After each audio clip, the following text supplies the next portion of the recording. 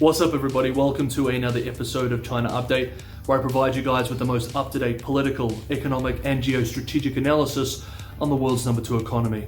My name is Tony. Let's jump in.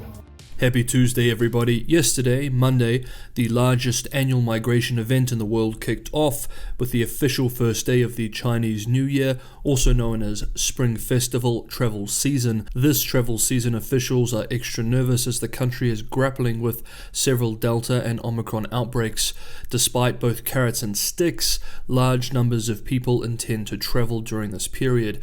According to China's top investment bank, China International Capital Corp, around twice as many people are likely to head home this Spring Festival, which will last until February 25th, than last year. Indeed, the Ministry of Transport expects 1.78 billion trips to be taken this festival period, up from 840 million last year. Then there is the matter of the Winter Olympics. China had already banned foreign spectators from attending the Winter Games on Monday, yesterday, citing the evolving threat from the pandemic. The Beijing 2022 Organizing Committee announced that most Chinese people won't be able to attend either, ending public ticket sales for the event. With cases being discovered in Beijing, there is extra pressure on the capital as we move closer to the official beginning date of the Games. Now, as for cases, according to official numbers, and that is all we have to work with, published today, Xi'an and Tianjin have both seen stabilization in case numbers, while the Pearl River Delta has seen a modest increase in numbers. Beijing authorities confirmed another case in the capital city yesterday, and several more this afternoon. In fact, the announcement was made about an hour ago. This is Tuesday afternoon in the wealthy Beijing districts of Chaoyang and Haidian. The situation in Henan is much worse, however, with official local cases in the province jumping to the hundreds across several cities. The city of Anyang in Henan province, for example, with its population of 5.5 million people under strict lockdown, saw almost 100 new official Omicron cases yesterday, on Monday. Meanwhile, yesterday, again Monday, China's postal service ordered workers to disinfect international deliveries and urged the public to reduce orders from overseas after authorities claimed that mail could be the source of the recent COVID-19 outbreaks, particularly the Omicron case discovered in Beijing over the weekend.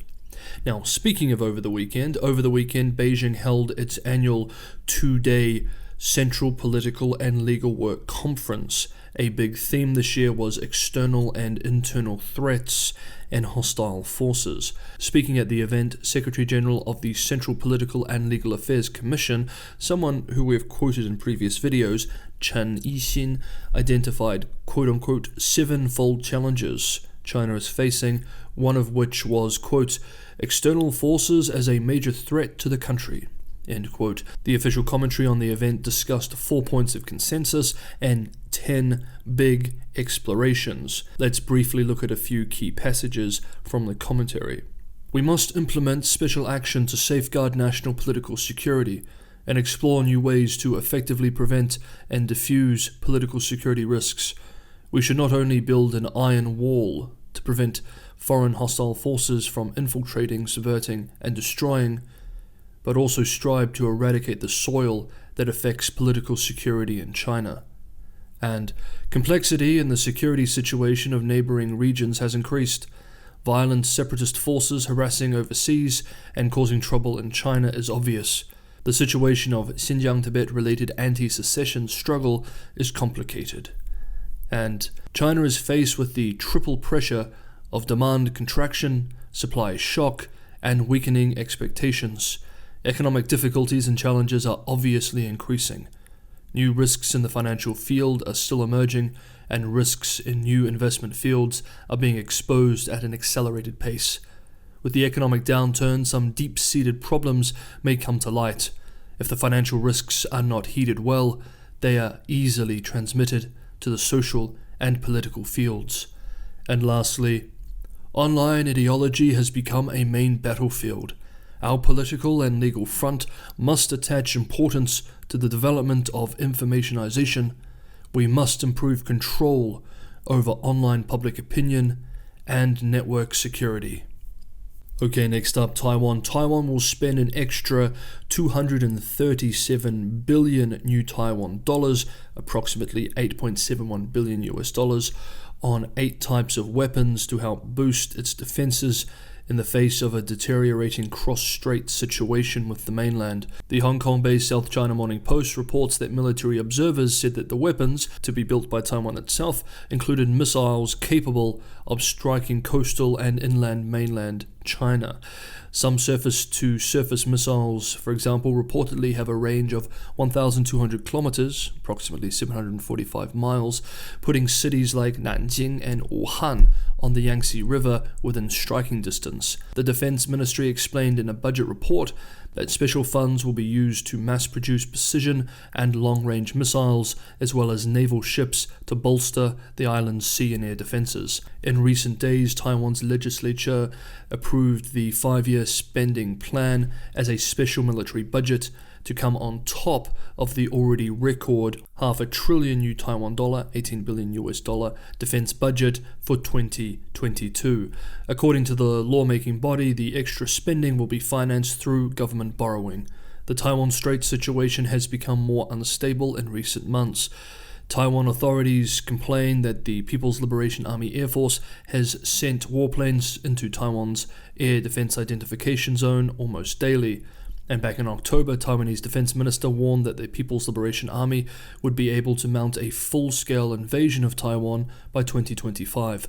Before that, in March, in the United States, during a Senate hearing, then head of the US Indo-Pacific Command expressed that such an invasion could be pulled off within 6 years. Looking at the special budget, we can see the military will spend the equivalent of $3 billion US dollars on shore-based anti-ship missile systems, $1.2 billion US dollars on land-based anti-air systems, $620 million US dollars on indigenous surface-to-surface missile projects, $460 million on air-to-ground cruise missiles, and $320 million US dollars on field-based anti-air missile systems. The South China Morning Post also reports that millions will be spent on an attack drone project, a high-performance ship project, and new wartime weapon systems for the Coast Guard.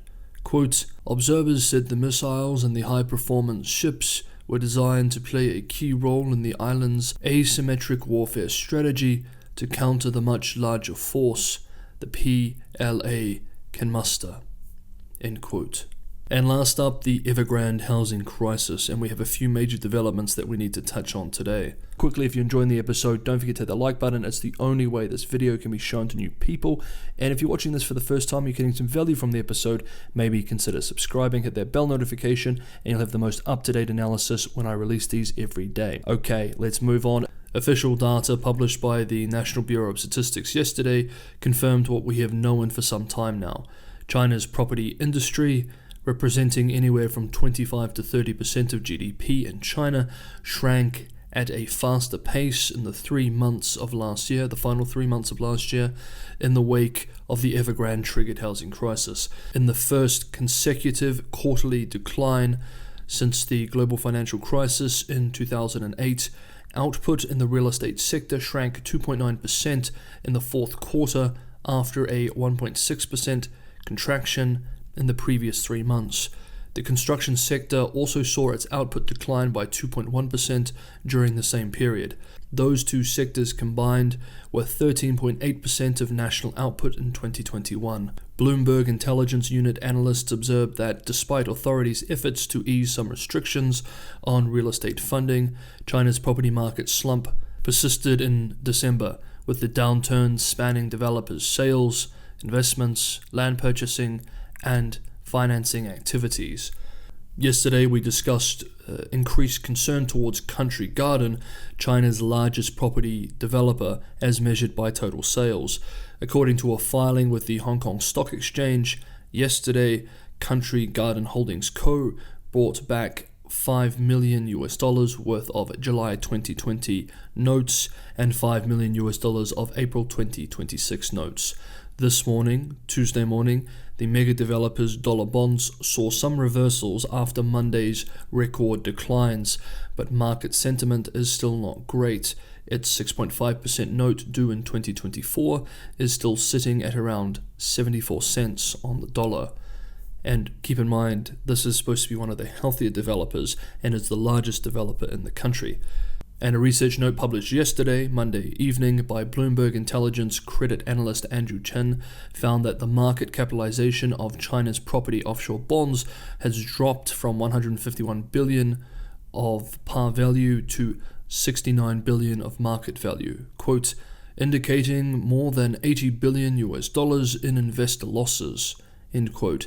And this is just offshore bonds. The research note concludes that if China fails to, quote, aggressively ease property policy, end quote, more losses and defaults could be coming. Should a developer with a national footprint run into trouble, quote, home buyers worried that projects may not be completed could end up avoiding purchases from all private property firms, end quote. Hey guys, I'd love to hear what you thought about some of the updates we covered in today's episode, so throw your comments below. Always love hearing from you. Thank you for watching. I'll see you next time.